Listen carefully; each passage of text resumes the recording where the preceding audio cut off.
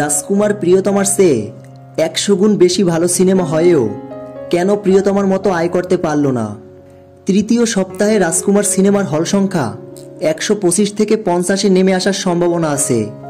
অধিকাংশ হল মালিক high result দিয়ে রাজকুমার রাখতে চাইবে না। আর ওইদিকে প্রিয়তমা রেকর্ড সংখ্যক হলে টানা 8 সপ্তাহ চলারও রেকর্ড রয়েছে। সব মিলিয়ে রাজকুমার সিনেমা সর্বোচ্চ সুপারহিট হতে পারে, বাট আরেকটা ইন্ডাস্ট্রির অসম্ভব। রাজকুমার সিনেমা যখন ওটিটিতে রিলিজ হবে সারা দেশে আলোড়ন সৃষ্টি করবে, নতুন করে হাইপ ক্রিয়েট করবে। মিলিয়ে নিয়েন, রাজকুমার প্রিয়তমার চেয়ে আয়ের দিক দিয়ে অনেকটা পিছিয়ে থাকলেও সিনেমা হিসেবে 100 গুণ এগিয়ে রয়েছে রাজকুমার। রাজকুমার সিনেমার জন্য শাকিব খানের জাতীয় চলচ্চিত্র পুরস্কার কনফার্ম। তো ভিউয়ার্স, রাজকুমার সিনেমা কেন প্রিয়তমার রেকর্ড ভাঙতে পারল না, এ বিষয়ে আপনাদের কি মতামত? ভিডিওর নিচে কমেন্টে জানিয়ে দিন আপনাদের মূল্যবান মতামত।